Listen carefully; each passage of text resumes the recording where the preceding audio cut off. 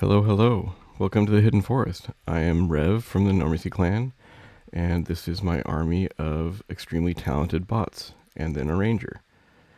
Today we're going to be going over raid tier 3 and all the things required to get there, and some goals in such. But first let's go ahead and zone in. There is one main zone to raid tier 3, and that is Sleeper's Tomb. Prerequisite to get in there is the quest for the Sleeper's Tomb key, which involves you going out to Western Wastes and killing some dragons. It's a relatively straightforward quest, but it's time consuming when you have to do it for a bunch of bots. I will put the walkthrough of that quest along with the Epic 2.0, which would be considered my other requirement to start tier 3. It really helps to have a full set of tier 2 gear with augs if you're going to start in here the first time. Let's see, let's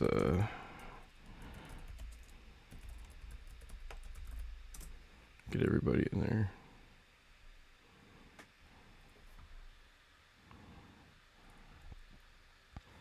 Got the delays.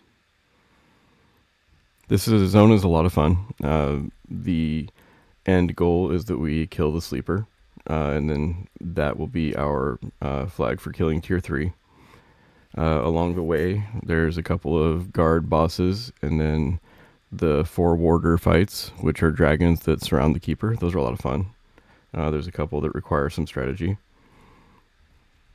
I want to go over the mechanics of the zone that would make this different from back in live.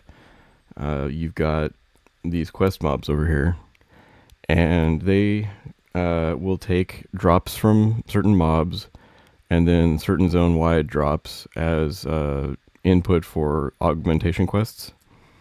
These are good augs. You'll use them for a couple of tiers. I spent a lot of time farming these up for all my guys. It is worth it. You can skip it. You can move straight ahead with the tier 2 augs, but these are a decent upgrade.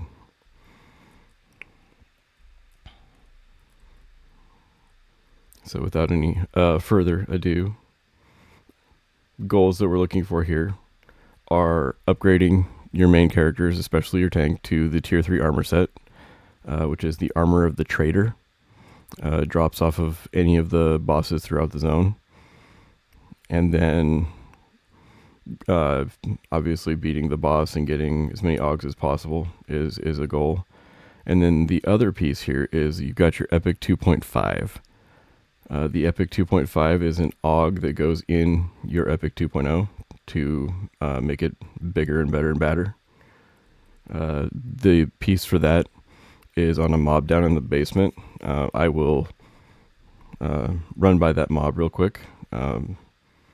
It's a relatively easy fight, and then you go take it into the tier 4 open raid zones and turn it in for your aug. Here we go. You with me? Yeah, they are. Okay. Let's go ahead and buff.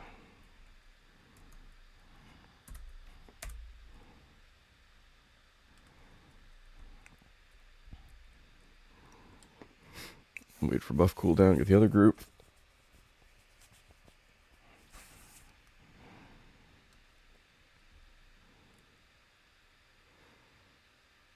Aside from a couple of the warders, there's not a lot of extra strategy involved in this fight.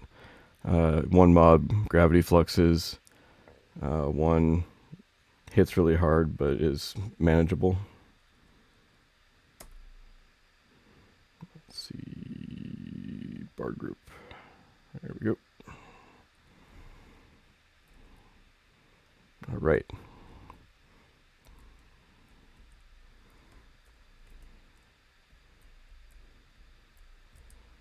So this is the Blade Master Guardian. You turn the Epic 2.0 into the sky, so you've got to get Sleeper's Tomb access to be able to turn that in. But every one of the characters that you bring in here should have the Epic 2.0 before you start. first mob you'll encounter is the most hateful. So take care of his guards.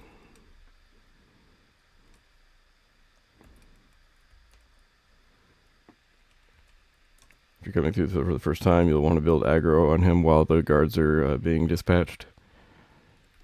This is a mob that spawns every few minutes and spawns at multiple places in the zone.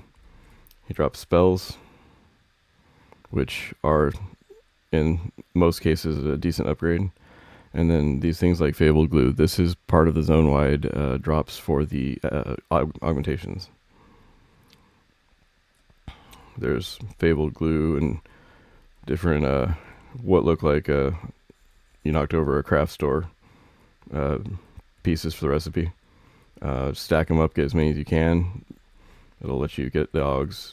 Once you get to the different types of mob, such as drakes, you'll get the pieces of the mob individually that will allow you to decide what item to do. Each of the augs is meant for one slot individual.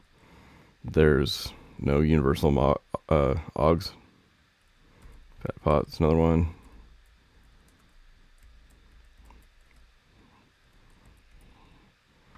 These caretakers have a decent aggro range, but they're relatively low difficulty. So just off them at your will. In this zone, I would be very careful with the tab targeting. So, Caretaker's Fire, this is a piece that determines one of the augs. This is not one of the generic ones.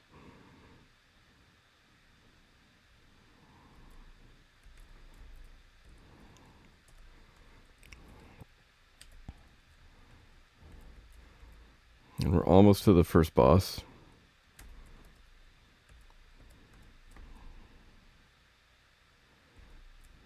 You'll see him here in a second. Stands up on that platform up there. I haven't drawn him yet. Come up this side of the ramp and set up your squad right here. There, Master of the Guard, that guy.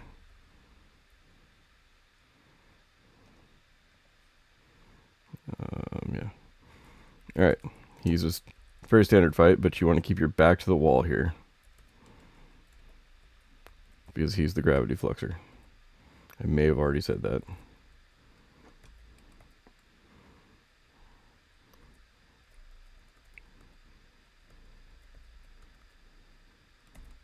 Alright, go ahead and bring your DPS in behind him. You should configure your bots so they always are behind at max DPS range. It's the safest configuration. Most of the G-Flux mobs will shoot directly in front of them. I think it's a 180 degree arc. It might be less. But as often happens, my monk takes my aggro. Risk Guard of the Trader. Good start.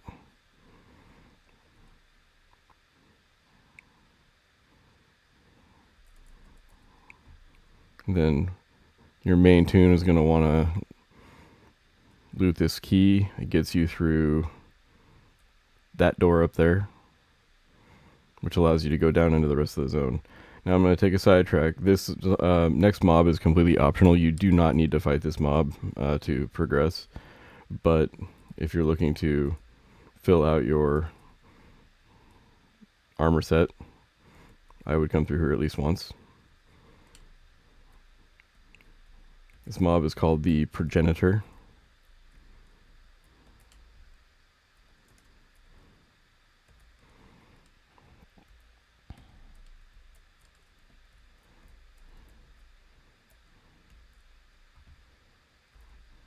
He lives right in,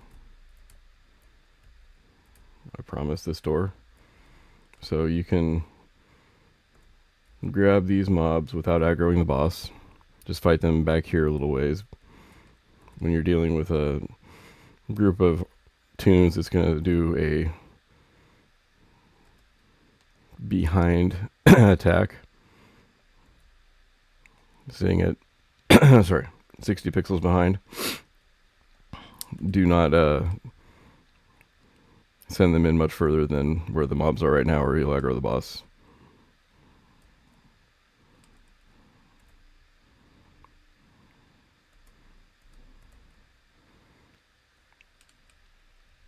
And you'll notice that I'm very bad about tab targeting. I still do it all the time.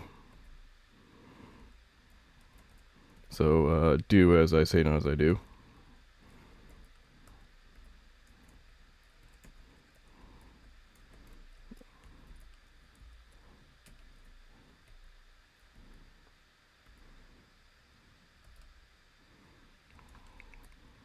Standard tanks make fight. Low health, doesn't hit very hard. Should be no stress here. Monk's feeling it today. Alright. I wonder if she's grabbing aggro. Anyway, 2 Boots of the Trader. Excellent. The chest piece of the Trader is down in the basement off of the warders. The rest we get throughout.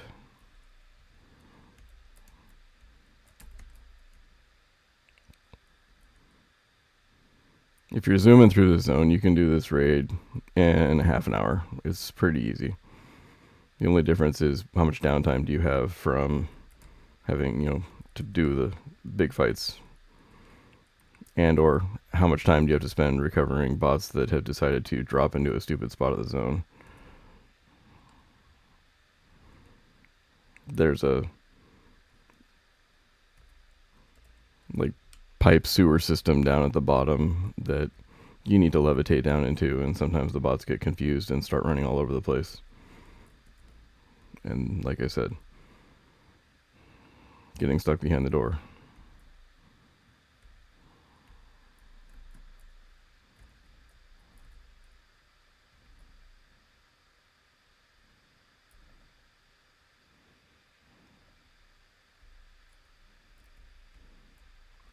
All right, we're all here now, I promise.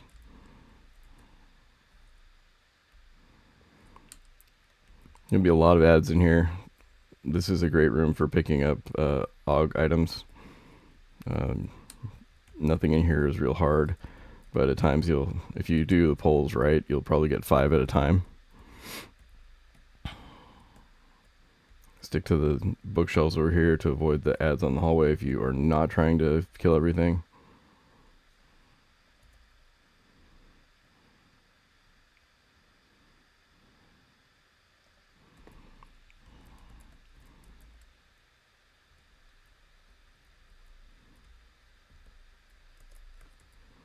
Similar to my last video, this is a zone that back in live in 2001-ish, I never could have imagined coming through here with my own group and just kind of rolling through. This was endgame content, and you had to have a guild of people that didn't like each other and always bickered all the way through.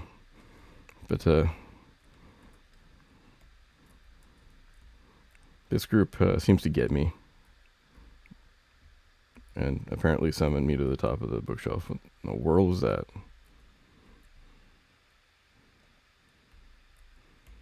Oh, we're all still here.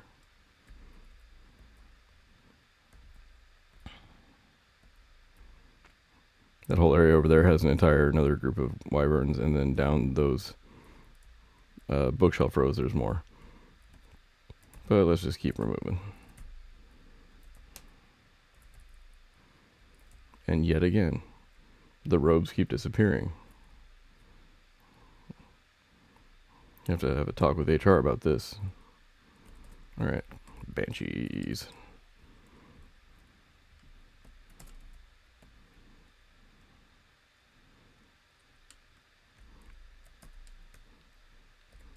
You ever be guarding a raid tier zone and decide, hey, let's hang out on the landing of a couple of stairs randomly and just look at each other. Well, now you understand the Banshees. All-Seeing Eye is part of the charm quest that's coming up.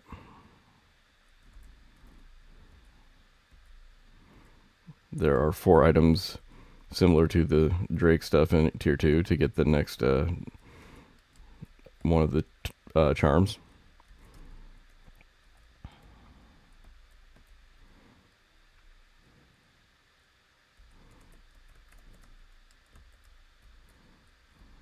Yeah, summon.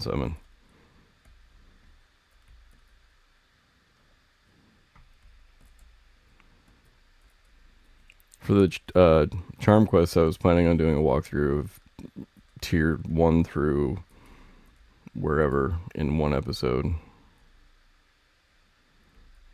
Come on, I'm stuck back up here. Come on. Put your robe on and follow. Oh, I made friends. Hi.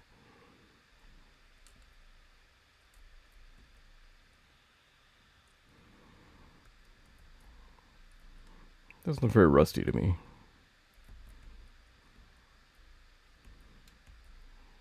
Follow. Maybe some more ads here. More wyvern. So in the next area we're at right here, once I get through this group of wyverns, we are going to fight the Most Hateful again. He wanders in this little arc.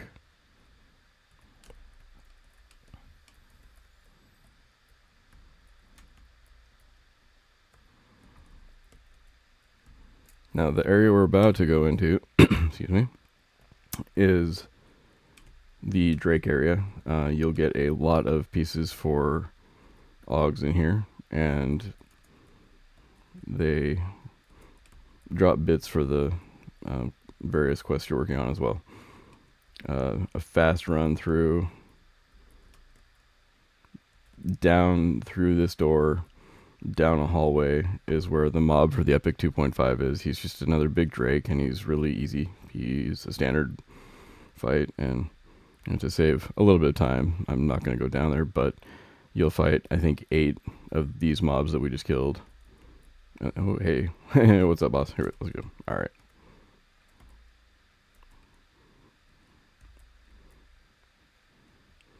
We're going to see this guy one more time before we get down to the bosses. He lives in the sewer pipe that I referred to earlier. All right. Follow.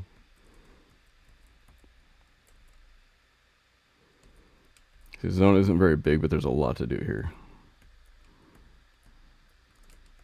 I recommend going through a number of times. It respawns, I think, every few hours. The bosses are on a day timer, I think. It might be 12 hours. I would have to review that.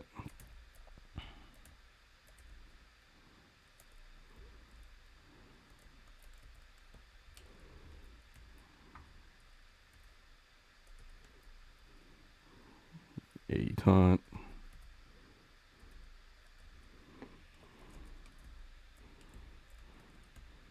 If you only want to fight half at a time, you can go down the side halls up here.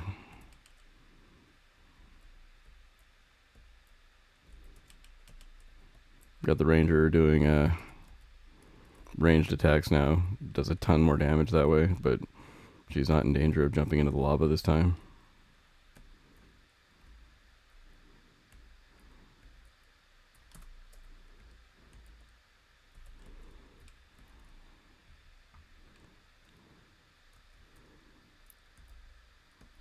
Such a well-designed zone. The velious era was just really good.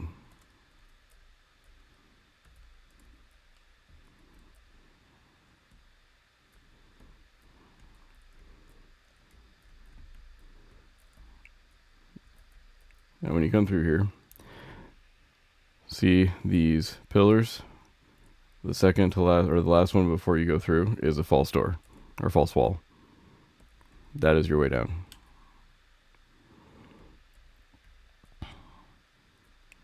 And there's going to be more guys just hanging out here on the landing because that's what we do.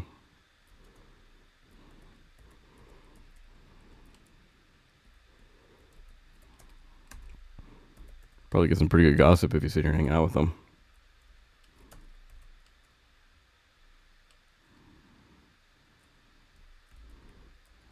But alas, they are in my way. Hello.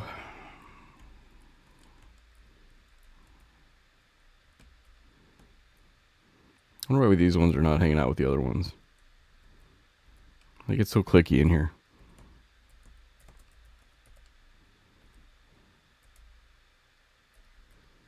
I wonder if there's a hierarchy.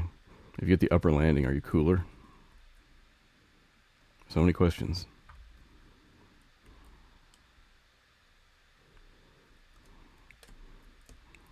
Tell these guys they're not as cool as the Banshees.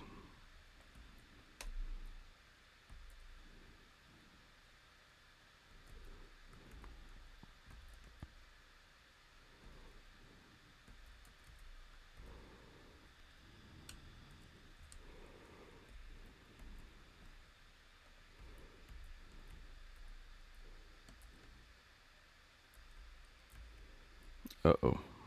We lost the Berserker.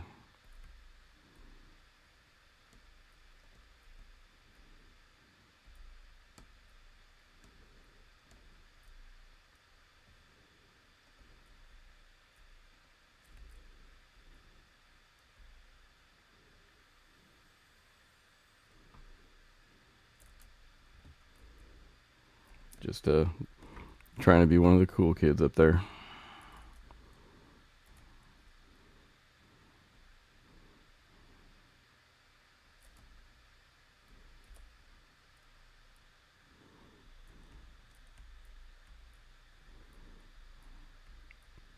Down we go. Somebody dug all this out. Y'all with me? Cool. More drakes.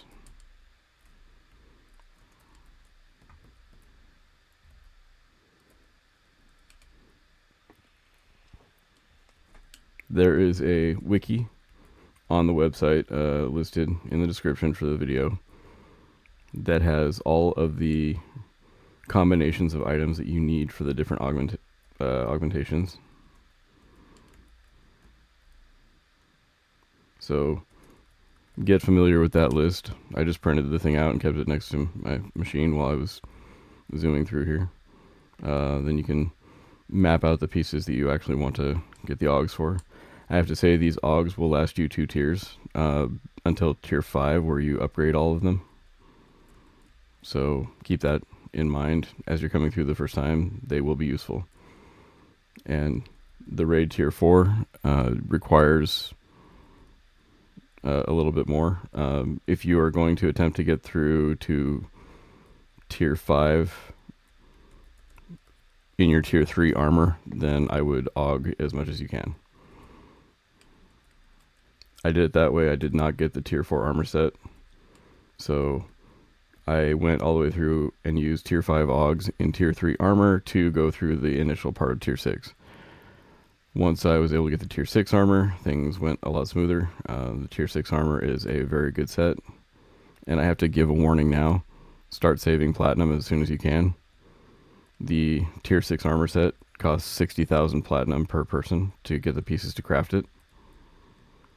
So for my 20 tunes, that's 1.2 million platinum.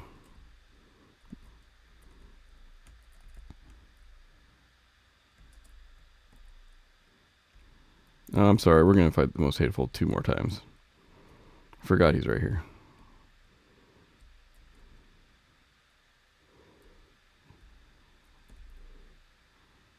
That's kind of fun. Can I pull his tail, you think?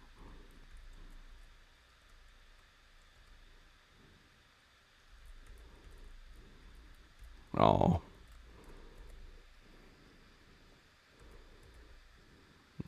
Kill the ad.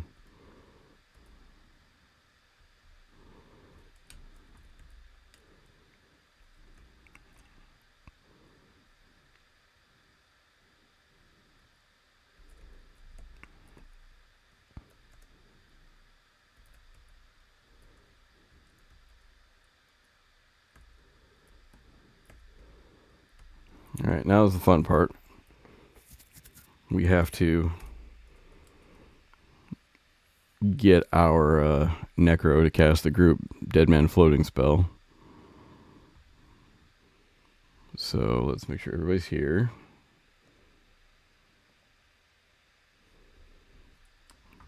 I check to see if everybody's here just by clicking my follow button, and if somebody is not within follow distance, they just say I can't see, and then I can go look for them.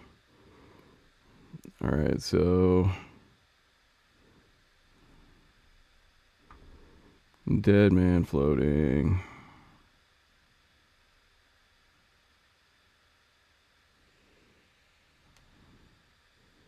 Casting now for this group. And we are now Dead Man Floating.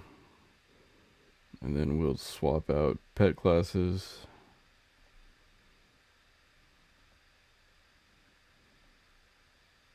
Oops. 2. Then we'll DMF again.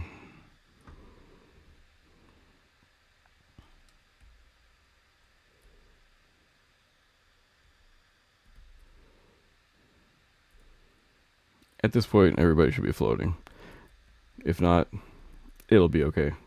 It's just a lot more annoying watching them try to swim around in this big old hole down here if you're not able to float. So then we jump in and we're going to head to the right.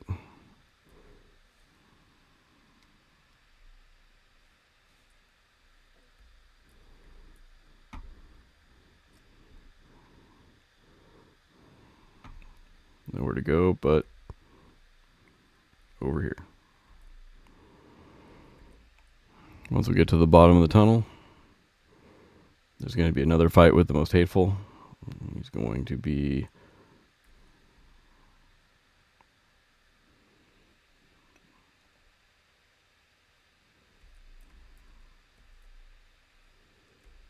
Did they really fall in the water?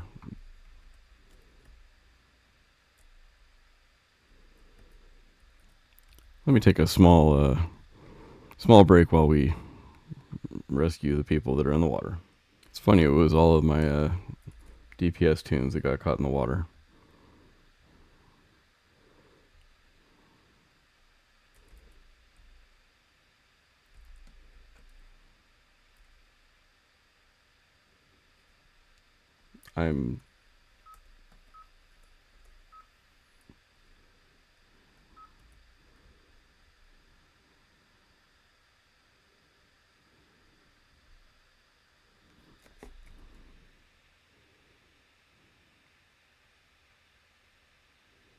What just happened?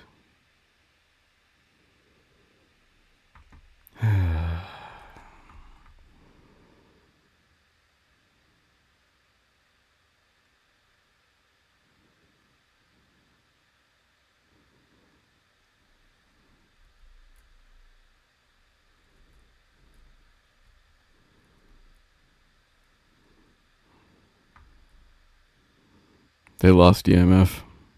That group didn't get it. Well, at least they fell down here. Alright, let's res them in.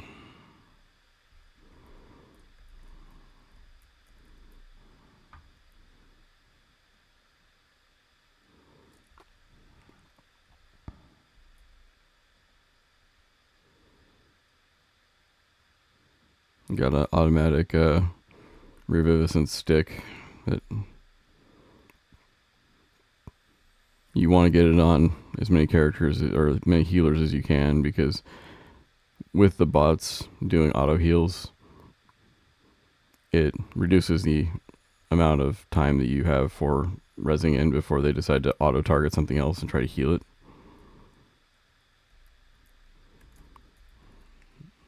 Okay, so in theory, Everybody's alive. Let's put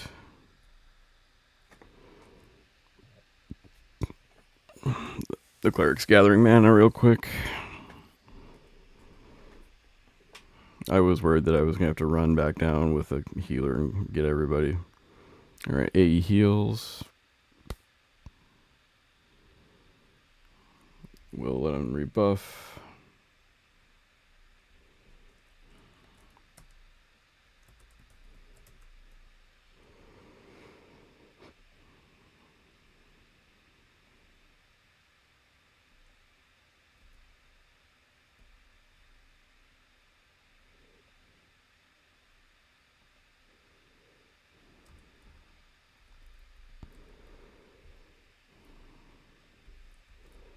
Yeah, so next fight is the next step up in difficulty.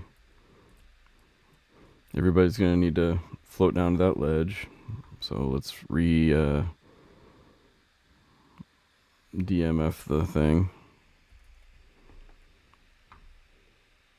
So put her in the second group. I'm sure this is what I did wrong the first time, is just I popped one from one group to the other and didn't change anything.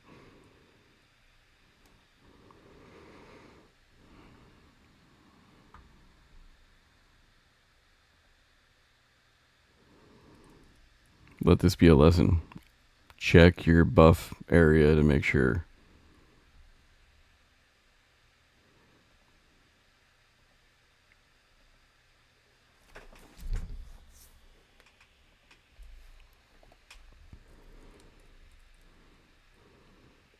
Alright, so this fight, you're going to want to stop your tunes right here on the edge when you get down there. And build aggro a little bit more. Remember to pop your defensive discipline.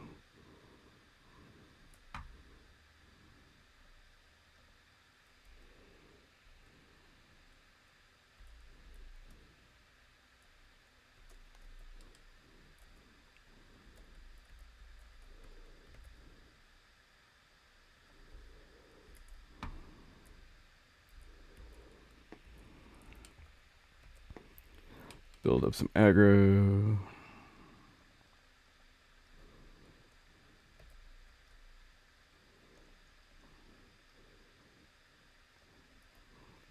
Don't pay too much attention to my damage window. He will do a lot more damage when you don't have tier 7, tier 8 armor.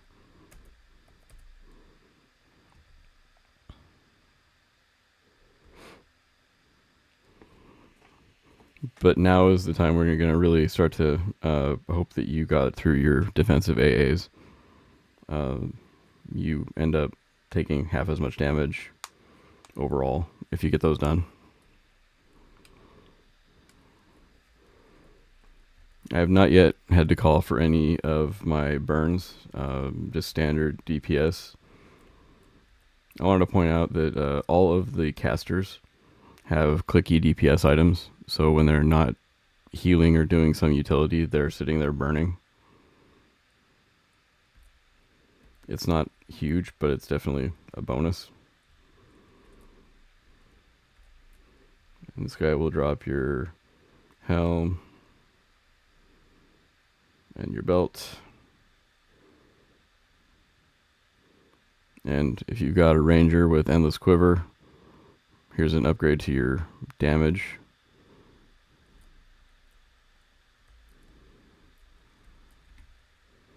And now the fun part.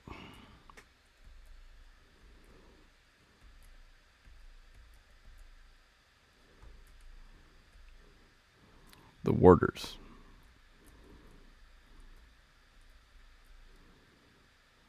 Gonna take a swing to the right here.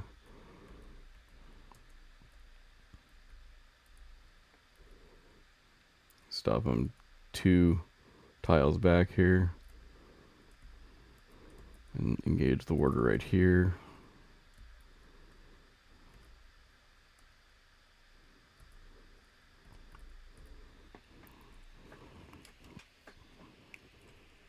And I would start burns right away.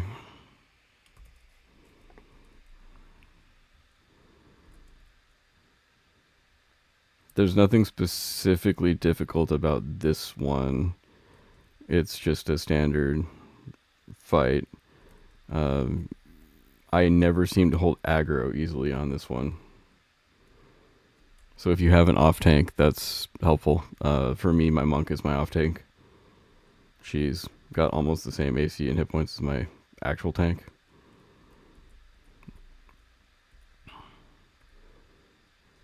But when you're coming through here for the first time, it's advisable to spend more time building up aggro, more taunts, more bashes.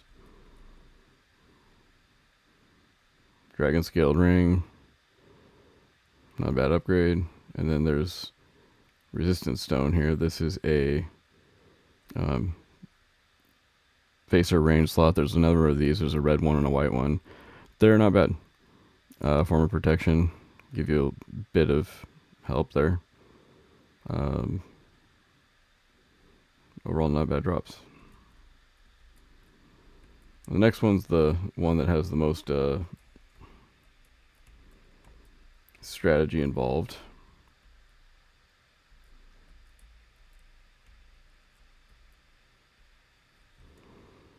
Now, where's the cleric?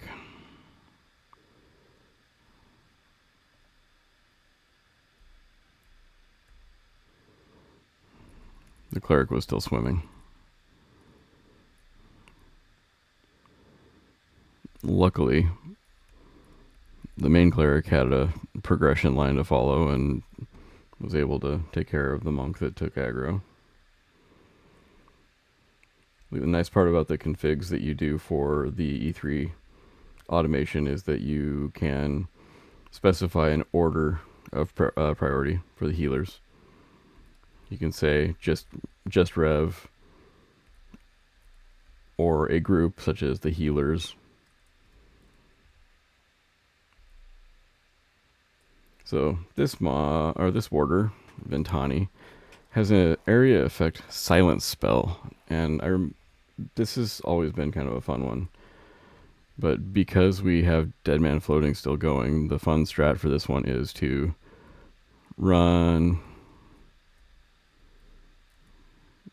What in the world is going on here? Beep.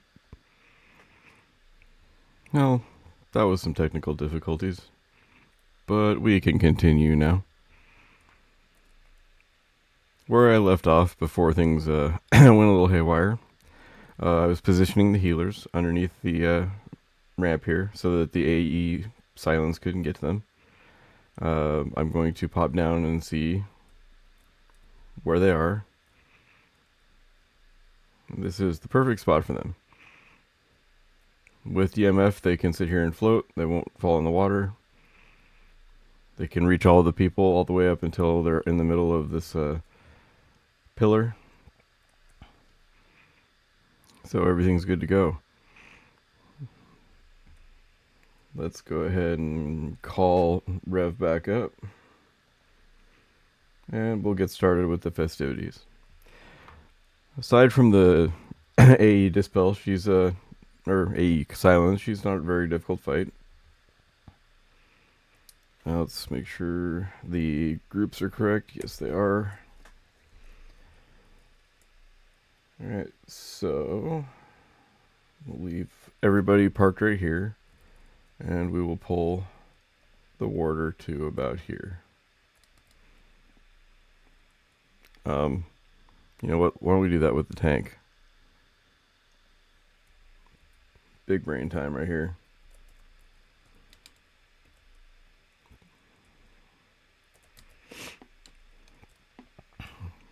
Pop defensive.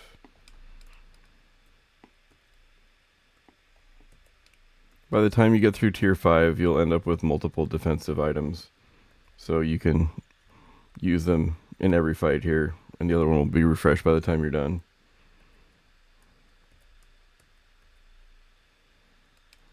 Call in assists.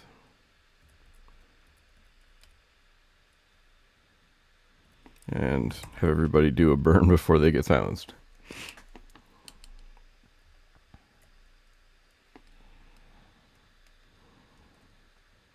If they can get the disciplines off, great.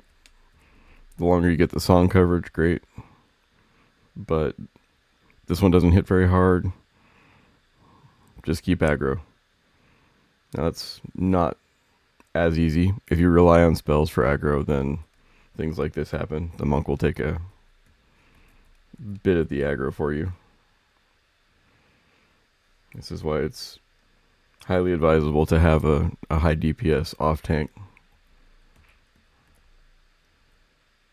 Because otherwise, they'll get your berserker.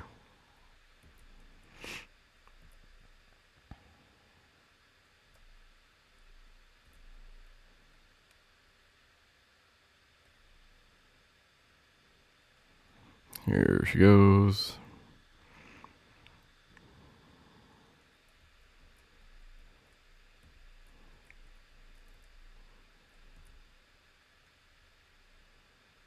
Overall, not too bad. I've probably been through tier 3 maybe 12, 13 times when I was getting all the trader armor and everything and all the quests, or all the quest augments. I don't think I've ever died to a warder. They're not that difficult as long as you know how to fight them. These resistance stones are pretty good.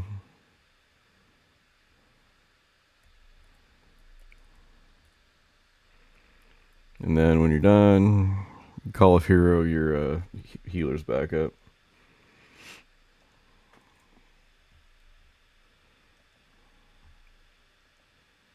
Would be kind of rude to leave them behind.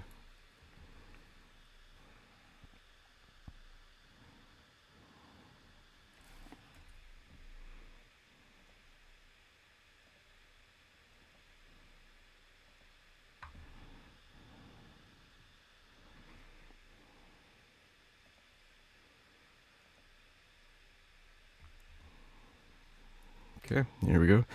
The next warder that we're going to have to fight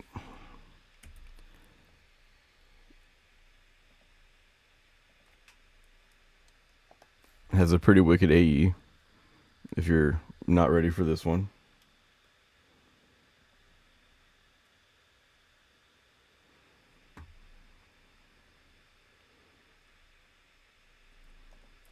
The easiest solution on this one is to kill as fast as possible. Keep your people at max spell range.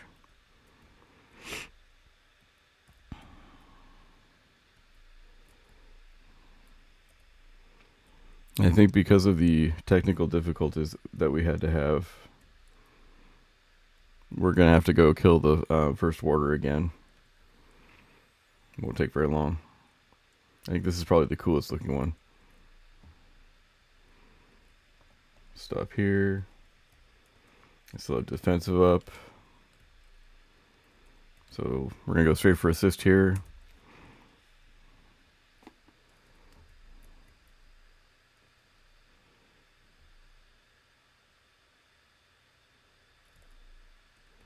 Apparently my wizard has made her mad.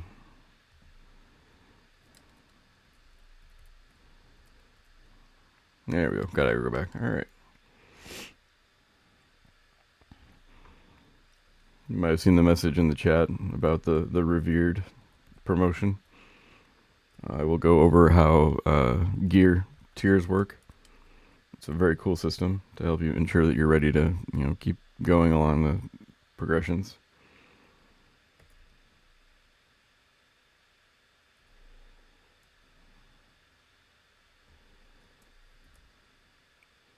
I'll do that in my overview of the server episode.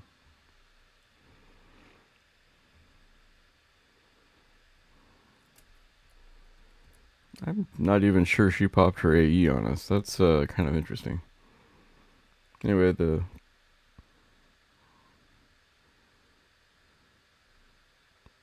pairs of leggings. And good drops all the way through. Usually I only get like one per fight, but I'm not going to complain. That's cool. Oh, AE did pop. But not enough to trigger my group heals, so let's do those manually. What I do for this is I pop over to my bot and I just click either hammer. That's usually enough to fully rebuild or redo the group.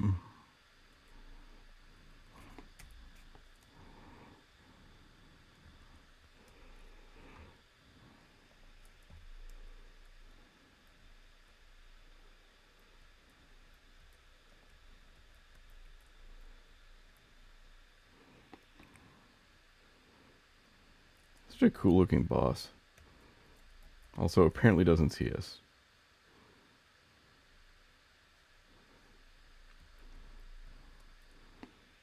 This one hits pretty hard, but is not a big deal overall. I think has a AE as well, and may have a knockdown. It's been a while since I've been through here. I do not remember all that well on this one. I know it's the last one I always fight, and I know it's never a big deal.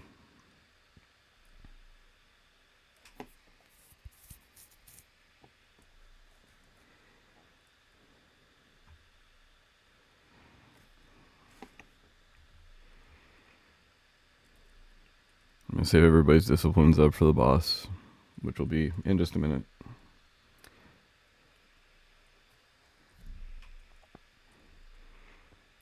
A little bit about the upcoming tiers. Tier 4 is an open tier. Anybody can go there at the same time. But tiers 2 and 3 are guild instanced. So you got to be in the guild together to actually come into this with each other. Gloves, another resistance stone. And let's go check our other order. I think it is up.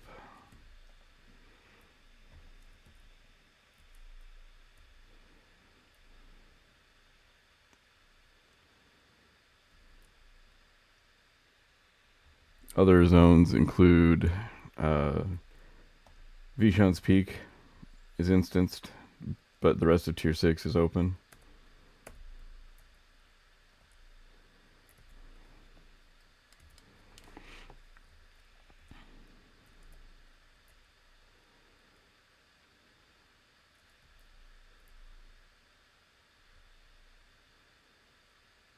And tier 1 is open.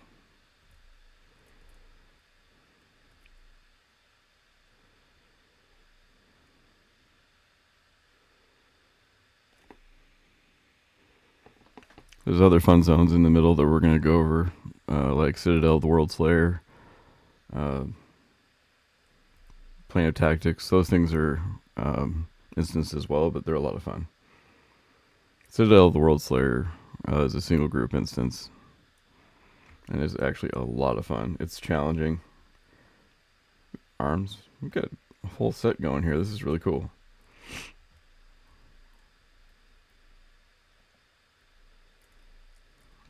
No breastplates or robes or anything, but everything else.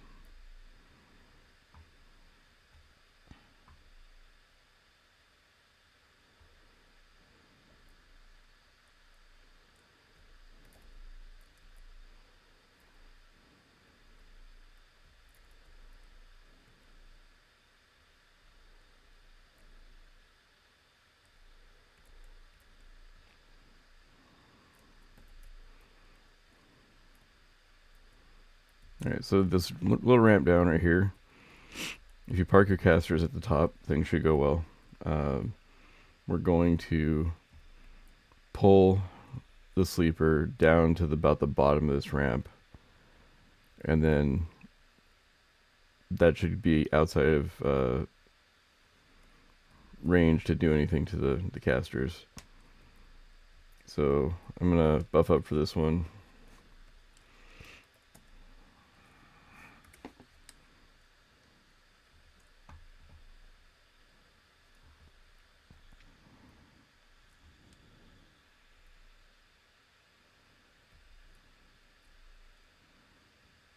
For the most part, this fight is extremely straightforward.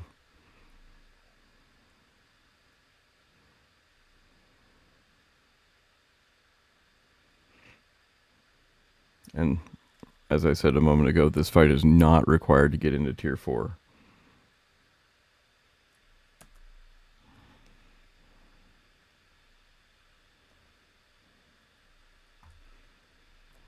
Alright, everybody's buffed up.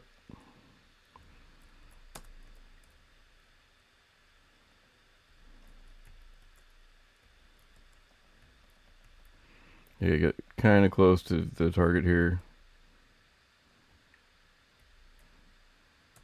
There we go.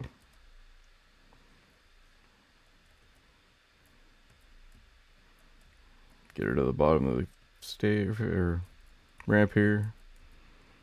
Build up some aggro.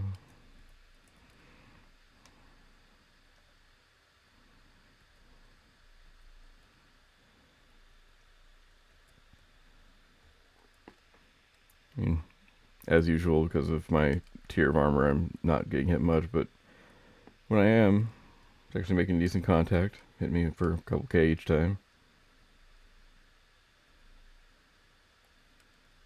Alright, let's send in the troops. Debuffs and dots going. When the dots are going through, you can get messages here on the bottom, or messages in chat from your different tunes.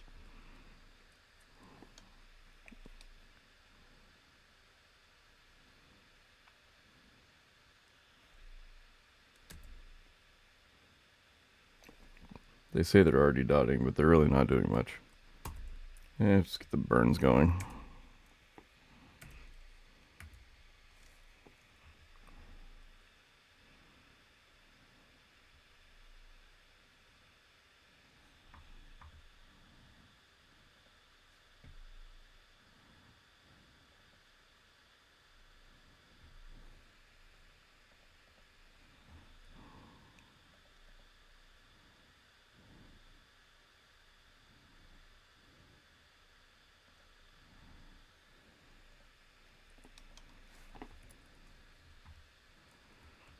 Sorry about that. Game parts had decided to quit as well. The computer decided earlier the technical difficulties to completely overheat and reboot. So I had to reset everything and get all set back up again. I'll go through this combat log though. This is pretty fun. Triple backstab for a combined total of 80,000 or so, about 75,000. And then look at the nuke log here.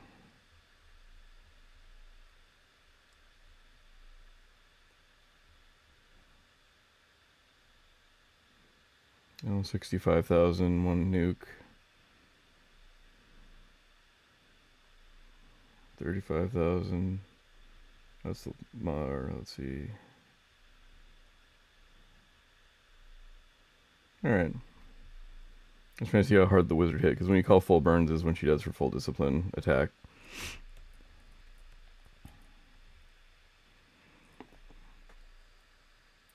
Shield of the Sleeper.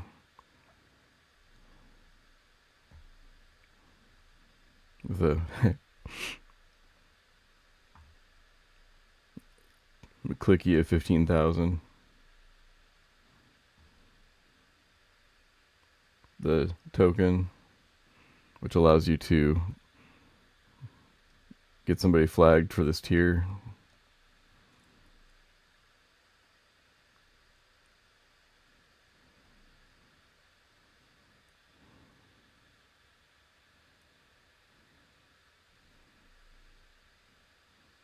And then Blood Drop of the Sleeper.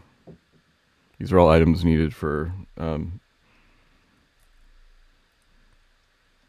epic quests, as well as you want the Symbol of Corruption for the ring quest moving forward.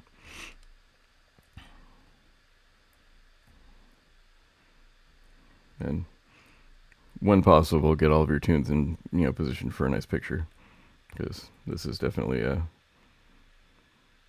exciting one right here.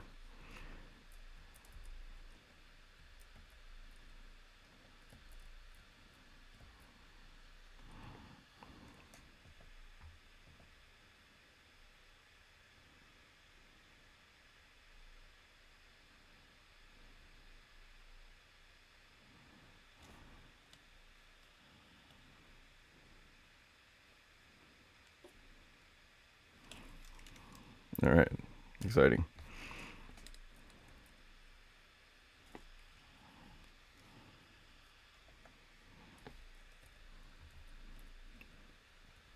So apologies for the interruption in the middle, but this walk through the Warriors and Sleeper is definitely a lot of fun. The first time you come through here, it's definitely exciting. But you'll want to come through this zone a number of times. Like I said, the armor of the trader is going to be your upgrade. And from the way that I remember doing things, the armor of the trader got me up through tier 5. I did not do the tier 4 armor quest. I said earlier, you get this armor with the tier 5 Augs, and that is enough to get you to tier 6. It gets a little dicey on the fight with Zegany at the end of 5 because of all the ads, but it should be manageable. It saves you time on the quest in tier 4.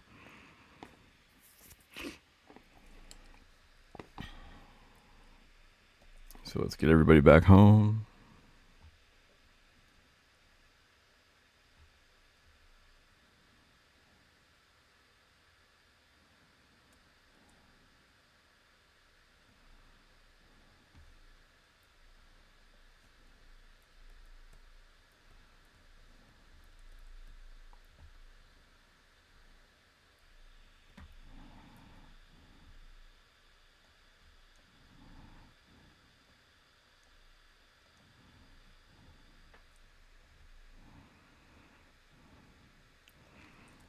From the logs, it looks like the Wizard's max hit on the Sleeper was 126,000.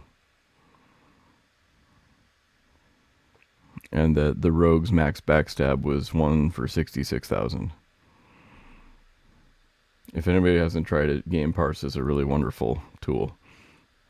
You just keep the log of your tank, and it'll go back through each fight and show you what their max hits, average hits.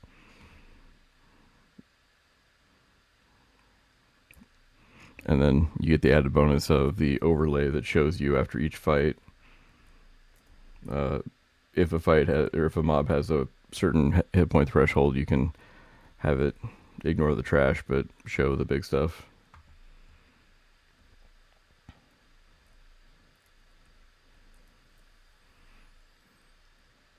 The only thing to remember if you're keeping logging on is to go take care of the log every once in a while, because it can get huge really fast. When you've got 16 or 12 tunes that are all sitting there with max overhaste, hitting for triple shots each, and you've got the mobs quad hitting you every few seconds, things tend to add up.